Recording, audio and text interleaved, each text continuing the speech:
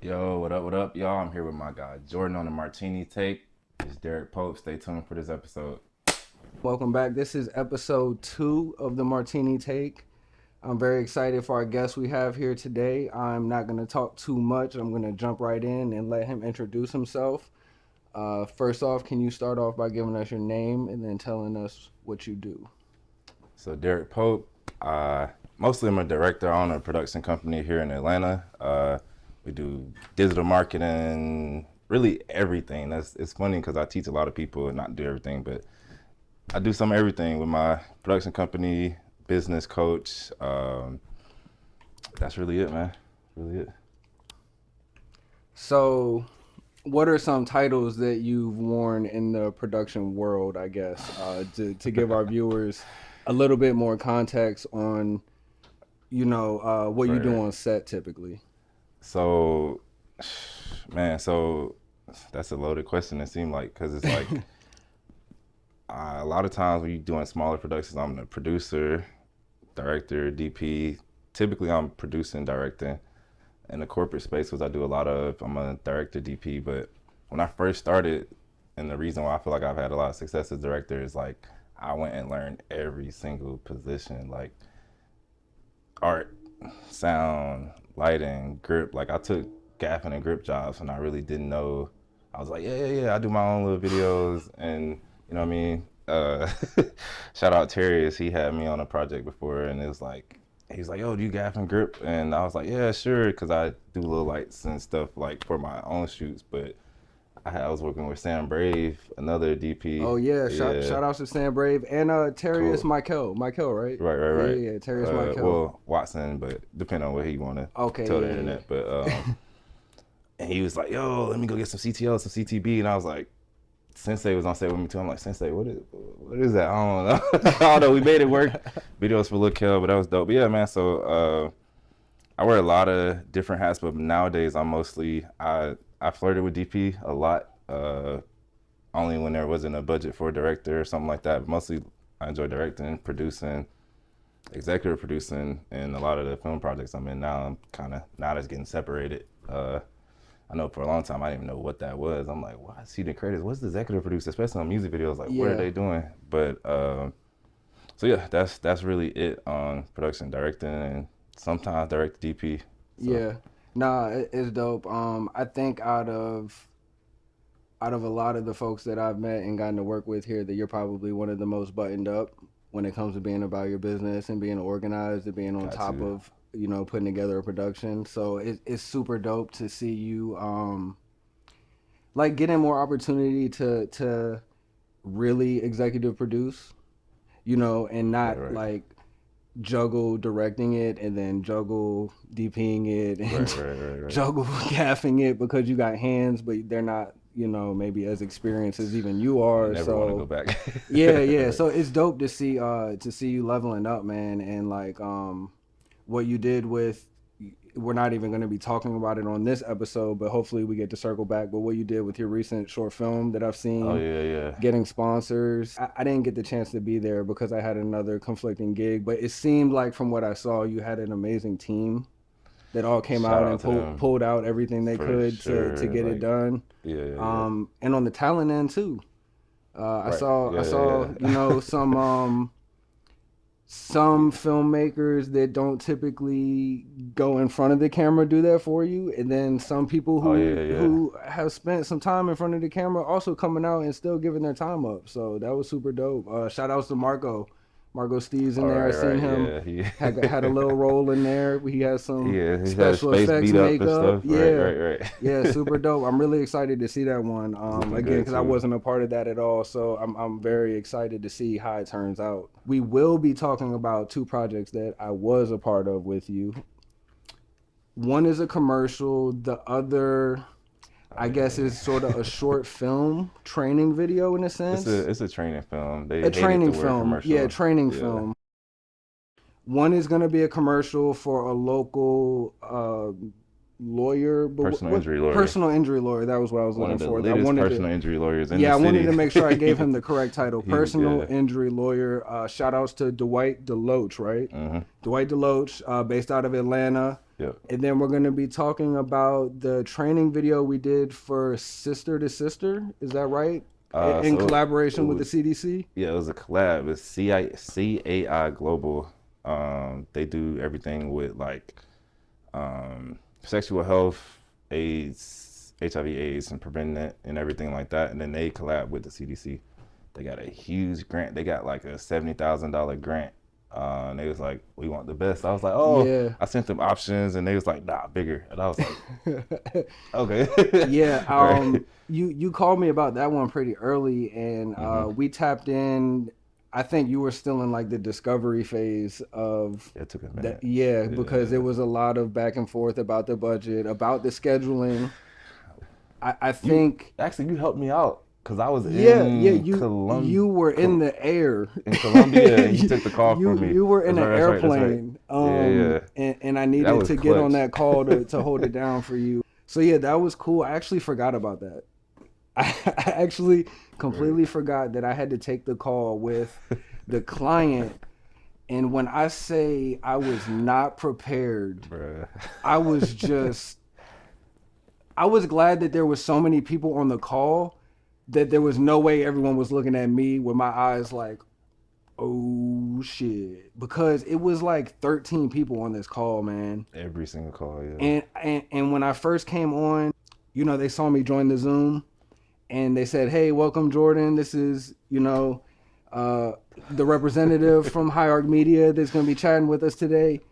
It was just so many squares, man, and everybody started introducing themselves, and I was just like, nice to meet you, nice to meet you, nice to meet you.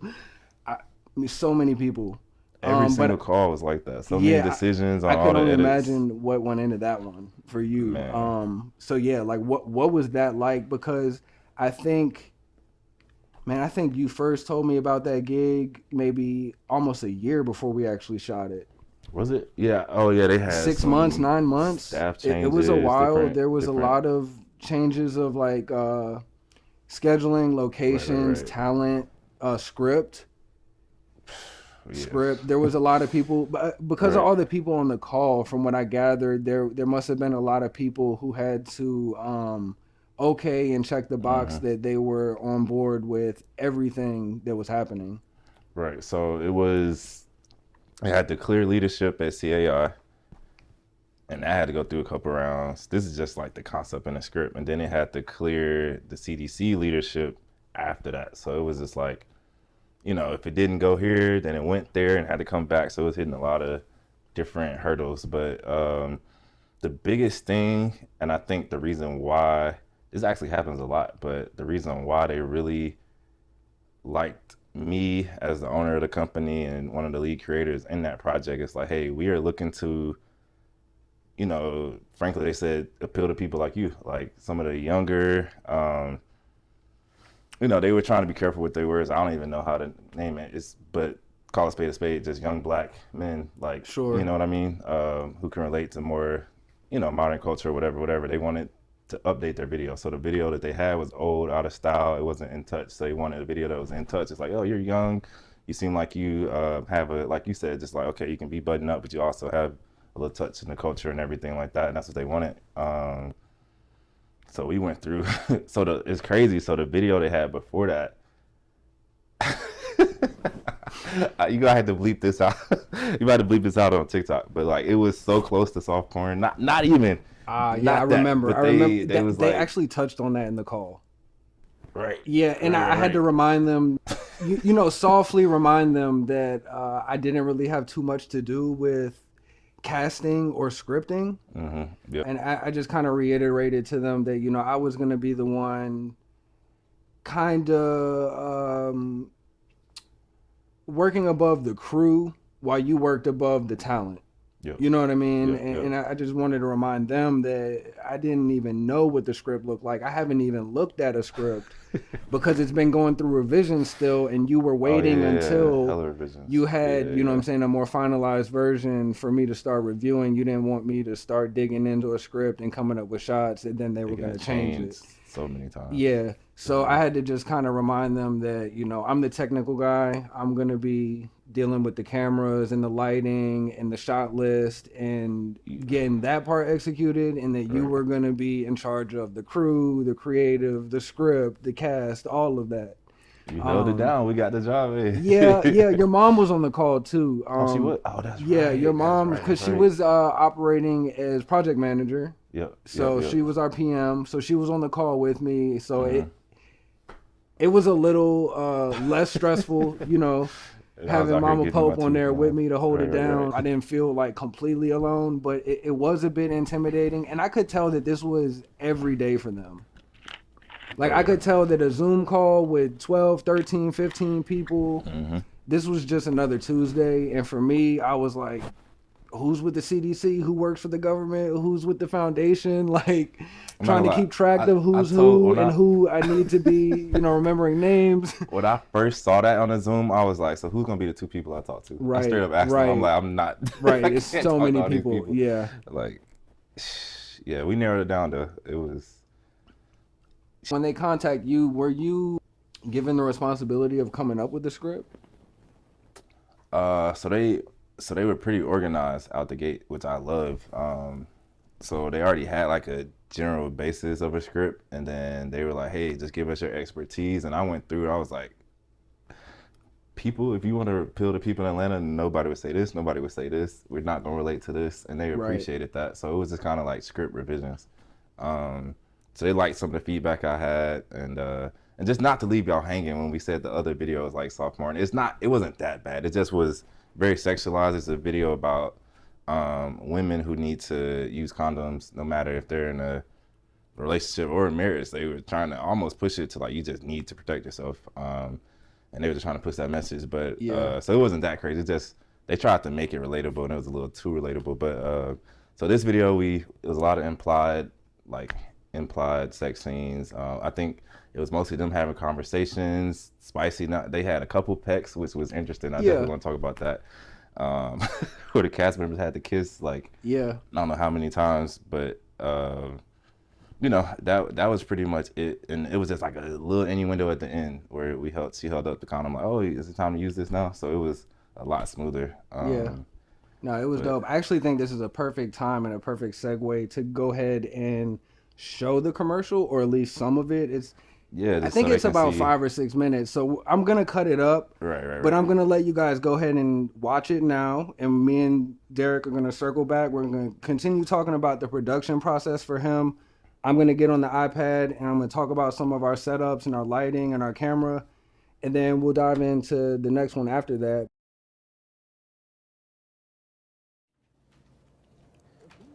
So what's up? Did you find a movie to watch? Not yet. What are you into? Oh, whatever you want. I'm just happy to see you. Okay, so before we get into that, so there's something really important that I want to talk to you about. Oh, what's up? So you remember Dee, Kim, and Sonia? They were here for girls' night a couple nights ago? Of course. How could I forget? Those are my girls. And we talked to each other about everything, right? Mm-hmm. And so they were asking questions about us. Should I be worried? No, you shouldn't be worried. Except for maybe Dee. She can be so protective of us. She really can. But yeah, we were talking, and yeah, I mean, I just want to talk to you about something. You okay? Oh, wow. This is harder than I thought it would be. Hey, look at me. I promise whatever it is, we'll figure things out. Talk to me. Well, Dee, she told me that her boyfriend gave her an STD. Oh, wow. Mm-hmm. Man, that's crazy. Yeah, so thank you for listening to me and for considering my needs. So, are we okay with using condoms? Baby, if it's important to you, it's important to me. And I want to make you comfortable in this relationship. So let's give it a shot. But you have to do it. We can do this right now if you want. Unless you're just dying to watch this movie and eat this popcorn. What movie? Say less.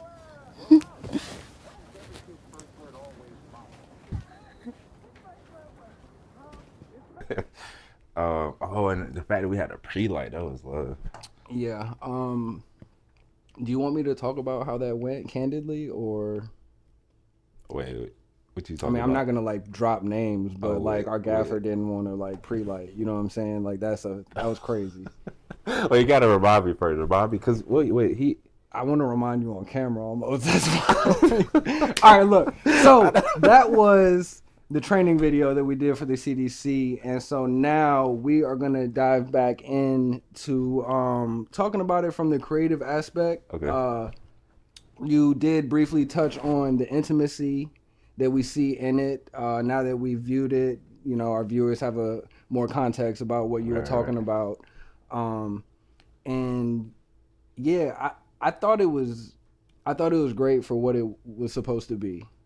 You know, they wanted a very simple, straightforward, easy to watch. Right. Yeah. They emphasized on the call that I was on that it needed to be easy to watch, easy to understand, easy to digest. So to me, as you know, a cinematographer, that meant that we were going to be doing less, and less was going to be more. But what we were going to do needed to be clean. Yep. And just to go ahead and get started, as you guys saw, it's based on an interior living room at nighttime. Now, it's actually shot during the daytime. I believe our schedule was something like 8 a.m. I want to say we were completely out of there by 6. Right. Yeah. Now, we did have a pre-light day, which was very helpful. Never get those. Yeah, we hardly ever get those, but like you said, they kept wanting to go the extra mile with you in pre-production. They were willing to spend to make sure that this thing came out amazing. And you know, me and you talked about in the very beginning, we talked about how this script was going to be at nighttime and what that meant. And we talked about possibly doing an overnight. We weighed out the idea of shooting from 9 p.m. until 7 a.m. But it was gonna be tough. I think part of the reason we didn't do it, you can remind me if you can remember, but I think part of the reason that we didn't want to do that was because one, they were gonna be sending reps there. They weren't doing overnight, and they weren't accustomed to that type of schedule to a graveyard shift shoot. And then two, was it a factor with the venue, with the house itself, with the location? I don't think so. I think they were used to it because they had like Lifetime movies there before and stuff. But I think mostly just the client. Like, I remember you told me they were going to be sending. You didn't even know how many. I think it ended up being about 3 or 4 people that came. I think 2 from each, and right? then a 4th one showed up a little later, I want to say. Yeah. Right. So yeah, they weren't going to go for the overnight. And so immediately we jumped into how do we shoot day for night in this location that we had already picked because the location had been narrowed down during the long pre-production phase that you had with them. There was a lot of windows and mirrors in the location. And I think you ended up saying like, all right, because we were talking about, okay, we still didn't have that much time, like even with the pre-light and everything. I know we were talking about building the box, but we only had so much gear. Yeah. Because we were trying to use my grip truck and we didn't want to just go get a whole other grip truck and do all that. So we ended up doobieing the outside of the windows. Floppies, doobie. Yeah. It was a combination of, I know you had a giant roll of doobie on the truck. We utilized that. We utilized, like you said, some floppies inside because there were some like skylight windows high up in the stairwells and such that getting doobie to them from the outside just wasn't very practical. Yep. And I want to say we even put some black, I don't know what the term is. I'm not in the grip department enough, guys. I apologize. But that thick black plastic They can also be used to black out windows. Right. Yeah. I know. I We believe might have just we went with garbage utilized bags. some of that. I No, think it's it's the just real. It was the real plastic because I kept it. It's still in my Oh, van. yeah. Yeah, Okay. yeah, because it was gonna get thrown away. So I folded it up, like at least 2 pieces of it that we utilized. But it name was a in it, yeah. combination of like Right. anything we had to get these windows blacked out because there were so many. And you made a good point because, we was going through it. Me, you, and Art was really talking back and forth a lot. Art was a huge factor in this. We completely transformed this living room. Huge. And we brought in drapes. We brought in lamps. We brought like in this year, like Yep. That's these weren't here before the podcast. I got these because right. I just know what's needed for the background to sell night to make it look a little bit decent and interesting. Mm-hmm. And yeah, we brought in shears. We brought in string lights. Yep. Which was fire. Yeah, the string lights helped a lot with the lensing that we had because the lenses were beautiful. We had the Canon K or V. I think it was the K. Was it K35? V. It was the V? V. It's the V's. And Shout shout out outs to Atlas Ben Camera Brinker. Rentals in Atlanta. Ben. These lenses were not even listed online. They don't even have them on ShareGrid where they have all of their lenses and camera gear that's available for rent. Ben is just really dope. He's a really cool cinematographer. He runs the rental house Atlas. And I don't know if he considers himself a cinematographer now. He's like straight executive producer. Like, Ben can shoot. Everything. But he I'm fired. gonna just say that he can fired. shoot. I don't want to disrespect his EP credits though, because I know he does his thing there too. But I just wanted, he recommended the lenses because he has experience as a cinematographer. And he recommended the lenses after we talked. I believe I had asked about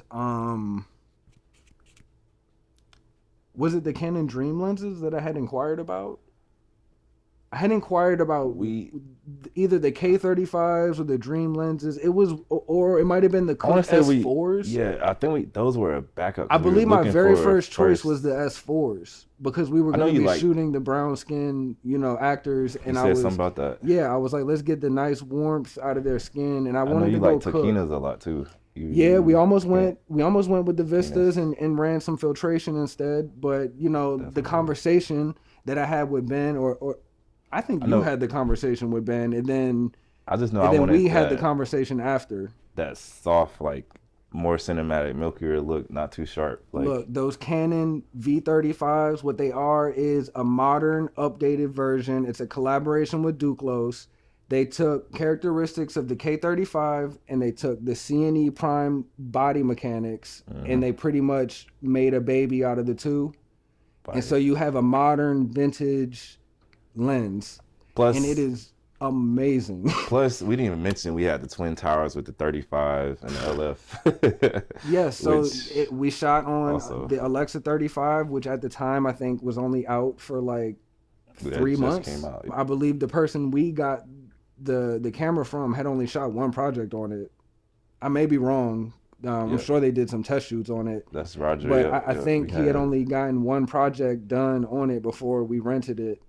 And it was great. I did run, man, I'm going to say the wrong thing right now, but I did run a texture on the 35. You did. And I ran the texture that is specifically for smoothing skin because I knew we were going to be doing so many close-ups, and I knew that, we were going to be lighting clean, and I didn't want, to show too much on our talent, as far as pores or blemishes or imperfections or anything like that. So I remember one of the other big hurdles was like, we want to shot at night, but we want it to be high key and bright. Oh man, so the script, let me tell you guys, the script opened up. It said our scene opens up at nighttime in a brightly lit room. I was like, oh my God. Now, me and you had a conversation about how they wanted cinematic. And you were, excited and telling me about how, you're going to get to have fun on this one and you're going to get to go moody and we're going to get to shoot some sexy things. And then I read the first lines of the script and I was like, oh boy, we got one of those clients. Yep. and we were on a call, and I said, Derick, what the heck does at nighttime in a brightly lit room, are we going practicals? Right. Like, who wrote the script? Did they write the script, or did an actual writer write the script? And think it you were was just like, no, them, yeah. that was one of their requests, is they wanted to be bright, but they wanted at nighttime because of the context of the scene, which makes sense completely. Now, granted, I do think people have sex in all parts of the day, but for the sake of selling sex, I guess nighttime is more universal. Right. So yeah, to me, as soon as I read that, I was like, Right. man, we need art department, Derick, because we're gonna need lamps. Facts, We need yeah. practicals. That's where the idea of the string lights came into play. That's where all of the lamps in our background. That's where the chandelier in the far background comes into play. So yeah, it was we did a lot with that. Yep. it was a formula that me and you had to kind of figure out based on the variables that they were going to throw at us. You I feel on like the it creative worked out end. smooth. I feel like we still was was dope. able to get a little bit of what we wanted, and they got. It was I feel dope. like we got a little bit more of what we wanted. It was But it dope. worked. I still wish that we had gotten more coverage, obviously, but They were so against it. I wanted to have him like follow him from the Yeah, kitchen and everything. yeah. It was like, nope, sit him on the couch. yeah, Like, that was one of the caveats of having the client there. You know, they still kind of had control over the reins to an extent, and we were allowed to play within their sandbox. You know what I'm saying? Right. We had to play by their rules, and we had to play in their zone. But it was cool. Like, I still had fun. I think we have great material for our reels. the talent was good too. The talent Talent was was great. good. Yeah. Yeah, they was like, it's funny because we had a couple of, because everybody was everywhere, so we did like a couple of live auditions or whatever, and you know, it's just you never knew what to expect. I was really pushing one of my homegirls. She's a dope actor. I was pushing for her, and we got down to the two finalists, and one was, she's an experienced actress, but she came in too confident, too sexy. Like, you know, there was the yeah. flirting lines, and Yeah. she was like, yeah, you know, very confident, her acting, great acting. But then the other girl, and we was like, oh, that's perfect. And then this other girl went after her. And she came in just quirky, like, oh, I'm just kind of shy. And they were like, that's it. And I was like promising this other girl, I'm like, you got it on lock. They love you. And this girl just came in and stole the show. But it worked out perfect. You know, this is how it goes. But like, it kind of worked out perfect that she was kind of timid. Like, it's like, Yeah. this is who we want to attract. Yeah, Like, you know what I mean? So, it was a good representation of who they were targeting with that video. Yeah, so no, it was dope, and it was cool to be a part of something that, you know, at least I hope was gonna make a difference. You know, the video is meant it'd be to. in the back of my head every day. I'm like, Yeah, but you know, for the never know. youth, you know what I'm saying, Right. and for women who are in those positions and need to have those conversations, it was cool to, you know, kind of be an advocate in our own way. You know, we play with cameras, but it was cool to get to play with the cameras and have a cause behind it. Yep. So that was dope. But yeah, let's jump in, man, to like some of the actual frames. Okay. You know, they've seen it now, but let's kind of pull up some stuff and let's talk about it. So yeah, what we have here, right? This is shot on the 35. I want to say this is a 50 millimeter. You the true DP. I don't know. You could tell by looking at it, but I can't remember. I'm going off Yeah. memory. Oh, memory? I thought you just looked at it. Could tell. I don't know. No, was- I'm not. I can sometimes. It's on. Yeah. Now, with honestly, I think So- I can tell here. So I can tell here. 'Cause There's you know enough it's the objects in fireplace. frame. Yeah. Yeah, there's enough depth happening that I can tell this is the 50. I remember where the camera was, like physically in the room. Right. So I know about how far we were, and this is about true to eye what we were seeing. So I would say this is probably the 50 right here. Because the 30, no, the LF is large format, and the 35 is 35. Correct. Yeah. So, So like I just cropping read wise, something you know, recently. the crop Yeah. may be different, but the depth is still gonna look about the same. right. And this looks pretty close to my eye, but I'm gonna guess that this is a 50. Now, all we shot on was the 50, and Probably the 35, like a 32 or 35. we did do a 35 for the opening and the closing shot.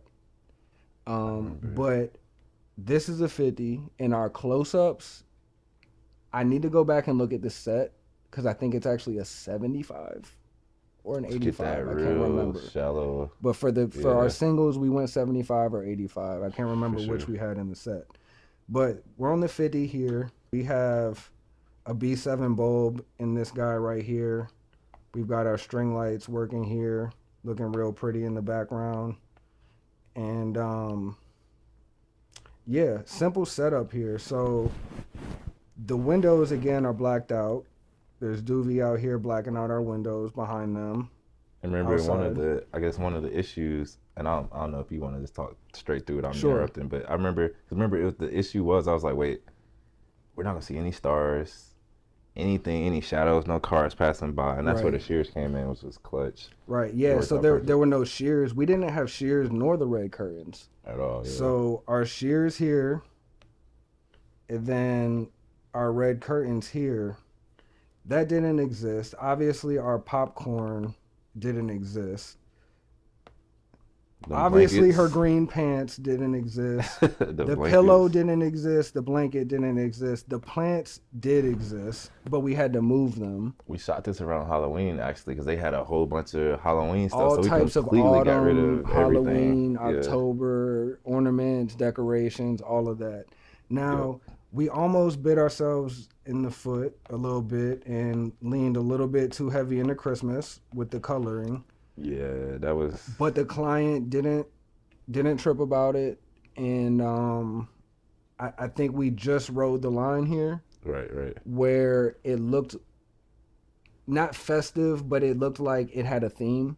Mhm. Like this looks like a familiar living room because of the colors around Christmas time, Some I think, Hallmark. and how you're used to. Yeah, Hallmark-ish, Right. Oxygen Channel, movie type of vibes.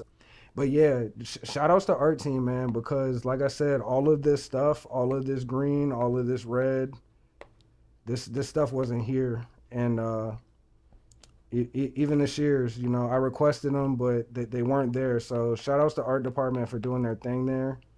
It really all came together because I think without that stuff, I can go in here and we can light stuff, but It wouldn't have What looked are we the same lighting? At all, right? what am I putting light on? What colors am I illuminating to bring out? And if there is nothing to work with, it's tough.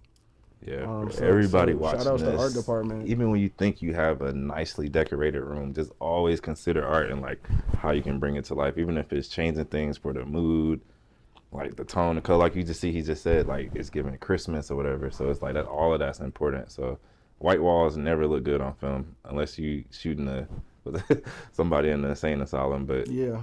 yeah. White walls are tough. Thankfully, even the walls were not white. They're like they were like a beige tannish color. As you can see, they matched the muslin color of our lampshade here. So right off the bat, at least we had something going on that wasn't just plain white like the popcorn is right here that we see. So lighting wise, this wasn't really complicated. It was actually very similar to the setup that we're sitting in right now. Yep.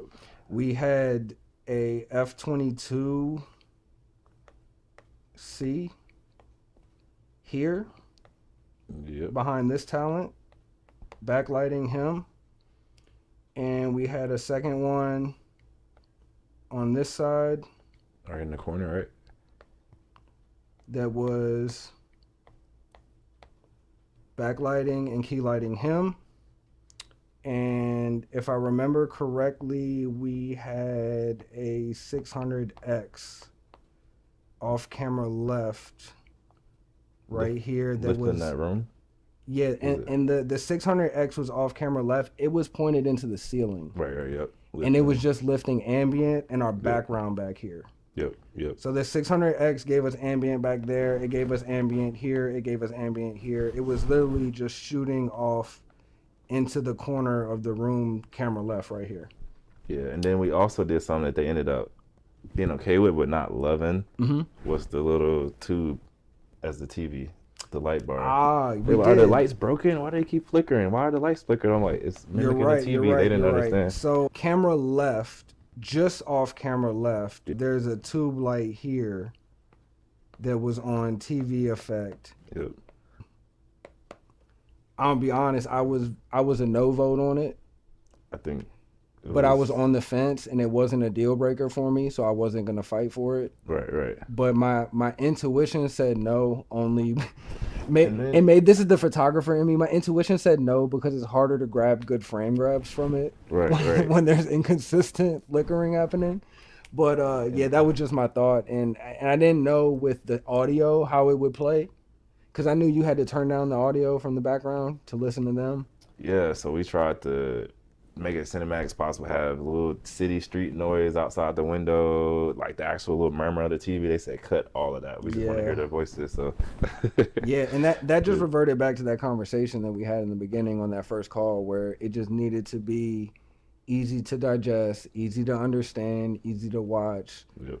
It was gonna play in classrooms, it was gonna play in waiting rooms, it was gonna be sent directly to women who needed to sit down and watch it. You know what I mean? So I kind of took it as less was going to be more. And, you know, the TV tube light, the background noise, they didn't want none of it. It's not less, you know, it's more. Right. So, yeah, but, you know, again, it wasn't a front that I was too pressed on. Like you said, they didn't end up caring about the tube light in the end, and I didn't think it was a huge deal. We ran it low. It was maybe only on like 8%, 10% type of thing, and it had a grid on it, so it wasn't hitting everywhere all over the living room. You know, we tried to keep it kind of at them, so it looked like the TV was in front of them. Yep.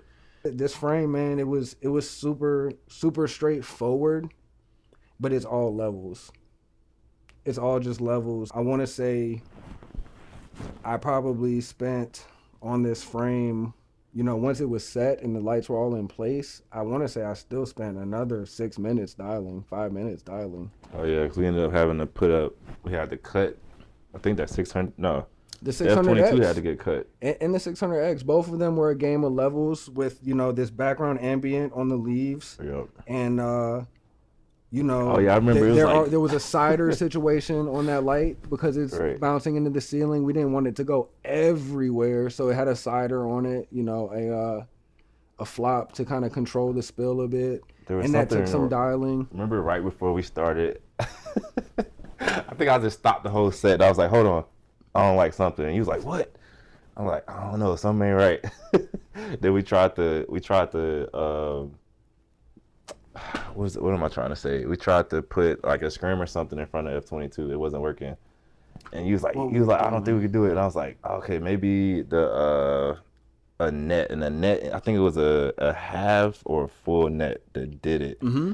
And I don't know nothing about net. I know it's like something about the stops. And I had just recently watched a video and I was like, okay, this net should do it. And it gave us just what we need. Do you remember? Stop. Yeah, it was just, it was on her. And it's not this frame.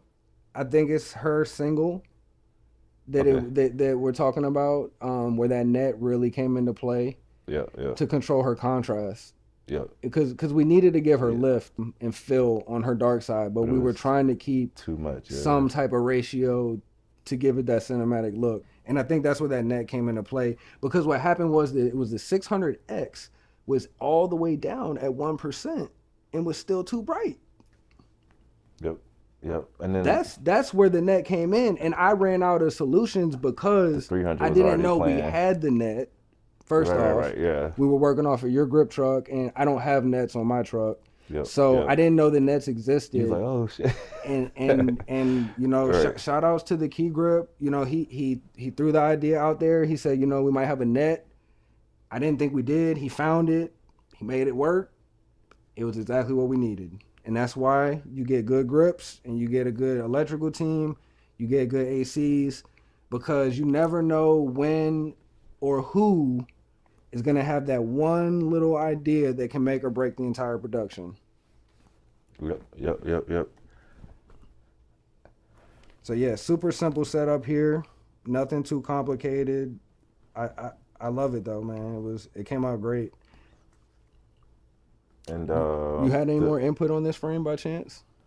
I was just waiting on my favorite shot. That's the one I'm waiting on. Let me see which one we got one next. of her was just that one. This one. Oh my god. So you want to do this one with the condom?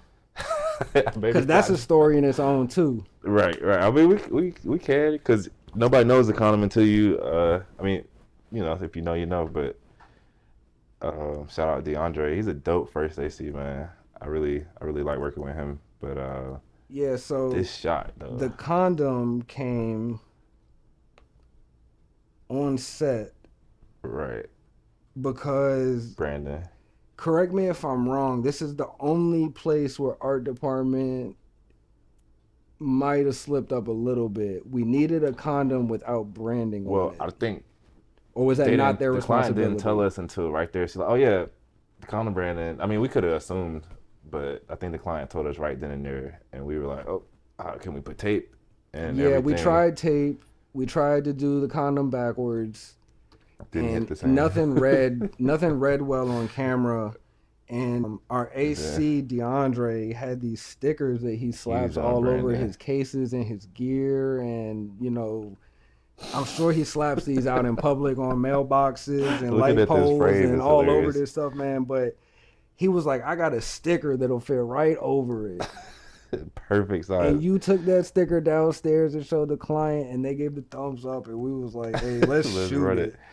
Let's shoot it." Oh, by the way, we had a dope location. The client was watching. They had Video Village in a whole movie theater. Yeah, that was pretty cool. A theater in the house. That was dope. The basement had a theater. It was like 8-person theater type of thing.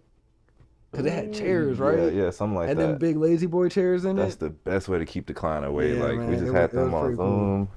And what were we doing? Oh my God. Okay, stressful. Okay, we'll get back to this. Remember, so there's a huge team. Right. We were streaming the camera feed. I forgot about that. We were streaming the camera feed like all over the world. Yeah. And it was one point where it was acting up. And I was like, it was time to shoot. We had a couple of minutes. Like, I forgot about that. Okay, yeah. I forgot. So we were still getting feedback, even though we had clients in the basement. We still had some on Zoom giving us feedback. But yeah, this shot though, man. So the bokeh. Yeah, man. The bokeh. Back to the lenses again, man. And then the string lights. The shape of it. We got our practical back here. So this guy here is actually a reflection. So we didn't really talk about it, but the location. This back wall, this was the front of the house behind them. Mm-hmm. The wall adjacent to this wall that we can see behind them, far back left camera over here, this wall had a mirror on the entire wall. Pure mirrors, yep. The whole wall was a mirror, man. And we had to constantly figure out how far can the camera see left before we start seeing equipment over here, or camera, or crew. And so it was tough, but in the end, having to work around this was so cool, because this greenery right here that we see, these are not more plants. I don't know if you remember that. Yeah. But that's the mirror. And so what you're actually seeing is these plants here reflected. Right. Yep. And in some of the other frames, it had a cool effect to make it look like a very, very long, big space. Uh-huh. Similar to how when you interior decorate, a large mirror in a room can open the room up, because now you seem to see further. Like in the, yep. It made the room look so long, and it made it look like we had way more windows back there than we had to work with, and way more curtains. It stretched our art department. You know what I mean? They put up 2 sets of curtains and ended up looking like 4. Yep. So, that was a cool little trick that we played around with, and I think worked out. Do you remember this was? I want to say because of the time, I think we're cross shooting once we went into singles. I want to say she got the 35 and he got the other. How did we do that? No, so remember, we always did single coverage, but what we did is we doubled up on it. So when we were shooting her, we would shoot the OTS, and then we shot her a profile that was clean. 2 shots in singles. Mm-hmm. Yeah. So we got her a clean profile shot, and we got her this dirty OTS interaction, and then we did the same formula for him, and it worked out. Again, I wish we had time to get a couple more takes and a little bit more coverage, like more angles of them, but the dialogue was so long, you know, that by the time they would get through a take that they were good with and you guys were good with and client was good True, with, it true. might have been 3 goes at that angle. Right. You know what I mean? And that's at 5 minutes, 6 minutes a take, 7 minutes a take. It was a lot. It was adding up, you know what I mean? It ended up being like 30 minutes to get through one, you know, setup or one shot on the shot list. So, thinking about this image, I think there was one thing that we kind of all realized once we finished, but I don't know if so looking at it, right, we were like, okay, we're gonna motivate, I guess, these string lights to have her. It looks like the way we did it, like she's keyed from The right string lights side. or the lamp, right? Yeah. I think, what was it? I know it was something like that was a struggle that we were like. Yeah, the lamp placement. I forgot about that. I'm glad you brought that up. So placing that lamp was the game. Because of the different angles that we were going to be getting, we were going to be shooting from behind them. Something about that. Yeah. We were going to be doing our establishing shot from behind the couch, and where the lamp was going to be there versus where we wanted the lamp, because we really wanted this lamp to be in between them. The little things. Yeah, we really wanted this lamp in between the talent for the reason of motivating this key light that's on our talent here. And when it was like directly behind her, it was way too distracting. Oh, like, yeah. The lamp at one point ended up being behind her head. Like back right here, there, it was distracting. Another time we adjusted and the string lights were too close to her face. It was distracting. So this lamp, for her angle, ended up being moved over and cheated for this shot specifically. And you would never know watching the edit, but if you knew the geography of the room, you would know that this lamp had to get moved over to fit this frame. And specifically in correlation to this frame here. Yep. As you can see, the lamp is clearly not on her right or between them. And yes, she does get up and sit up, but when she sat up for this shot, she only ended up here. And so when camera moved in, we had to move the lamp and make adjustments. Blocking was very important because extremely of that too. important. She was like, "Oh, can I sit here?" And we were like, "No, you got to scoot all the way right here," just because. Yeah, the blocking was extremely important, and it came down to like inches on every shot, especially when we got in for the tights. Yep. But yeah, our lighting formula for this, it was still the same as it was for the wide. We have, it's kind of hard to draw, but we have a f/22 back keying her from over him, and then another f/22 keying him from behind her. We did bring in, as you can see,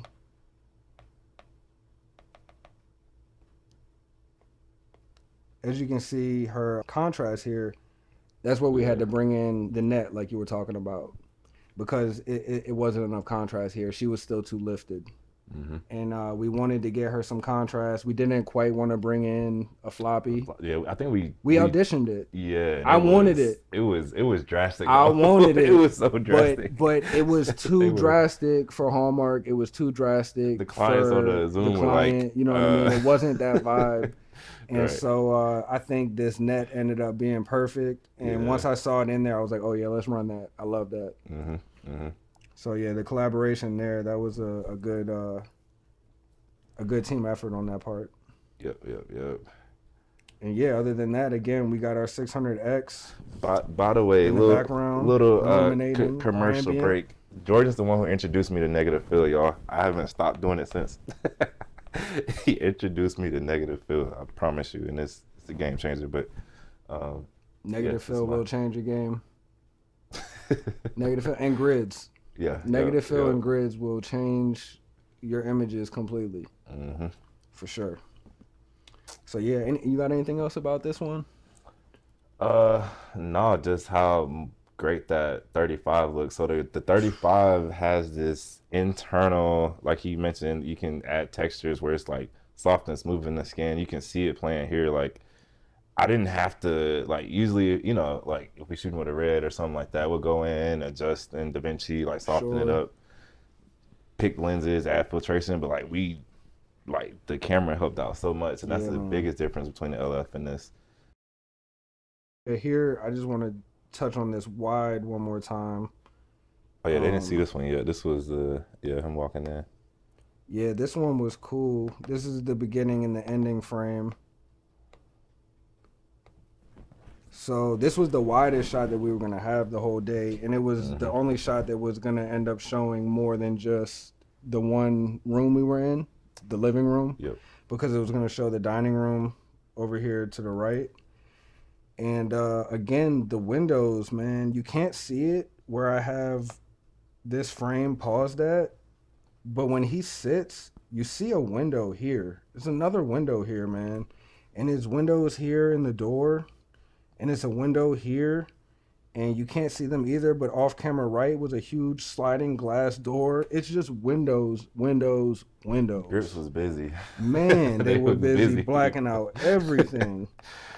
It was busy for sure. And once they got done blacking out everything, we had to figure out how to make this look real still at night, you know? So we did a couple of different things. I'm going to point out some of the stuff we did do. Again, I mentioned it a bunch of times, our string lights, giving us some highlights in the frame here. We have our lamp practical, which is on. It's not on very high. I want to say it's maybe at like 35%. Like I just wanted it to illuminate through the lampshade enough to see that it was on, but I didn't want it to be actually putting light into the room. Right. Especially with her right here. Yeah. You know, I didn't want too much light to spill onto her. A small little guy here. Wait, what's that? It's a lamp right there. It's a lamp that we put in the corner. Yeah. It's on a table next to a small plant. Right. That helped him out a lot for his shot. Yeah, because when he walked through that corner right there, it was a bit dark. And, you know, with the ambient light in the room, you can see the light falling on the tops of all these surfaces. Right here, all these highlighted edges. There's ambient light that were bouncing. And you needed it to lift the image, but it has to make sense about coming from somewhere. Remember too, in the stairwell we had the light coming off. Yeah. in there. Do you remember what? Was it our Nova? Yeah, I think Nova, it was, right? I think it was 300, mine? your Nova. Yeah, so very far camera right over here, high up on a combo, Nova 300, and that's what's giving him this back edge right here. I don't know if you can see this edge that's on him as he comes in the room, but there's a Nova 300 up here. I think obviously we couldn't get moonlight through the windows. We could not get moonlight because we had the Doovie, and we didn't have time to build. Is it dog houses?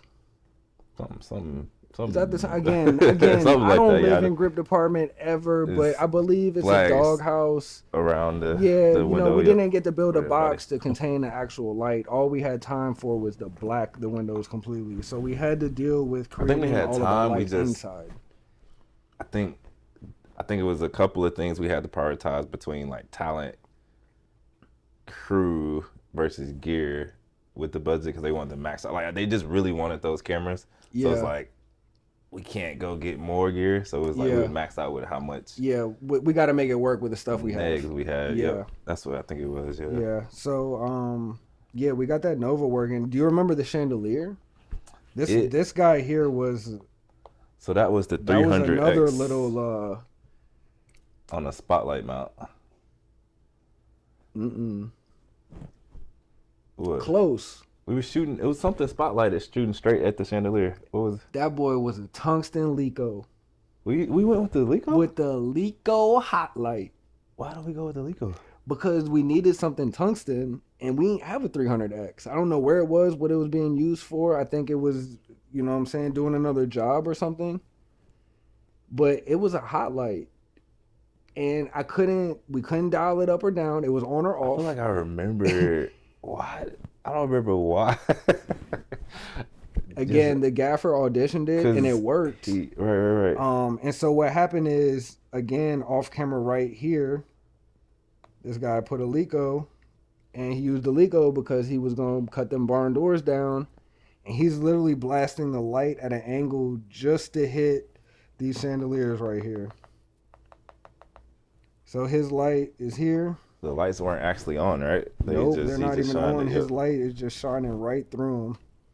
And inside this room in here, behind this wall, he put a shiny board. And so this Lico was hitting off the shiny board and reflecting back into the room to give us a little bit of ambient in there too. So that was the equation back there, which I never could have seen coming. Little things. Mm-hmm. I want to say actually, it was something about the color of the chandelier when it was turned on. It needed to be on. It was flickering and it was green. It was ugly, and we needed to. It was an LED chandelier, and it had like a nasty green hue to it. It was on a dimmer, and because it was on a dimmer, it just every intensity flickered on camera. It was terrible, yeah. And we were like, man, do we want to sacrifice, our shutter angle a bunch and try to figure out this flicker and still deal with the ugly color? Or what can we do? Do we just turn it off? We already are committed to this idea of turn on all the practicals because these folks are scared of the dark at night. Like that was what the script made it seem like. They want all the lights on. Again, they're about to watch a movie, so I didn't understand fully the context of the lights being on. But these are the corners that we're backed into and have to figure out how to execute. You know what I mean? And so this is what we did. Light with warm and welcoming. And rightfully so. Some people make that association. Dark is not welcoming, that's for sure. So I get it, but we had to make sense out of it, and that's what we did. Off camera above here, they did have puck lights, recessed lights. I'm sorry, not puck lights, recessed lights in the ceiling, which we replaced with 2 bulbs. No, wait, did we? I thought we ended up covering them. Did we? We covered a couple that were over here in the hall. Okay. These got covered and canceled out, but we did keep these 2 guys on just to give us a little bit something of on the top light ambient onto the paintings on the wall, and also it was doing a little bit onto the couch down here. Yeah. Not a lot. It was. You might look at this image and think that it's not that many lights involved, but the way we was massaging it, it was. Like I said, we really was shaping light, so. Yeah. Yep. So yeah, I think that's everything on that frame though. And it was such a quick shot, man. I remember when the talent was going through this scene, I knew from the storyboard that this shot was gonna live for about 3 seconds in the beginning and about 5 seconds in the end.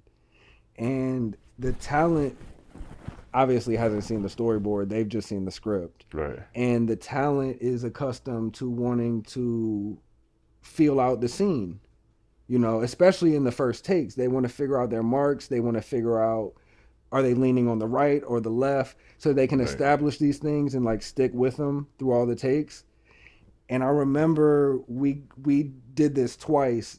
And after the second take, Dyron, Dyron, our male actor here, he looked at me and he was like, did I lean on the right or the left?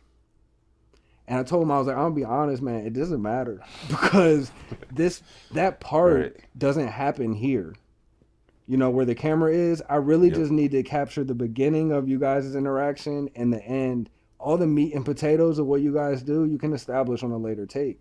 Yep. And he was like, what do you mean?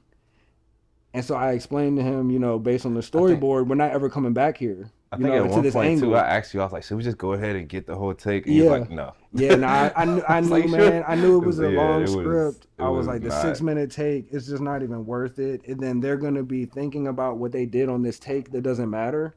Yeah. You know, so I was like, let's just have him come in, have him enter frame, have him sit down, pause. Especially with that big old back of the couch. You know what I'm saying? Pause and have them Right. kind of readjust in the couch to where they are at the end of their conversation, and then just pick it back up. And then after we do that, let's get up out of this angle because that's all we're here for. And then we get in here to actually see their faces, you know what I'm saying, for the Right. conversation and let them Right. establish who leans where and who touches who when and all of that type of stuff later. So yeah, this was a good frame though, man. Easy in, easy out, bing, bang, boom. We went over that one. Here's his single, or his OTS rather.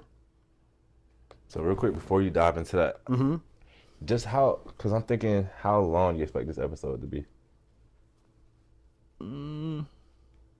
Creed's went about an hour, a little less. Because I think if we dive deep into each angle like this, you see, it was at 9:52. I think we'll cross into 2. I don't know if you want to edit that out. Probably cross into 2. Okay, yeah, we could go faster then. It's probably better. Because, yeah, especially since this lighting scene is like probably pretty similar. Yeah. Just so you can keep it to Yeah, that sure. kind of like. Yeah, it is pretty similar. You're right. It's even shrunken down because you just see the one practical. Yeah. But just lead me in whenever, or just jump back in. Well, I mean, that's basically all the angles for real to go over. You know, the main gist of it. True. But yeah, now I guess I'll just leave it here and we can just wrap up talking about it.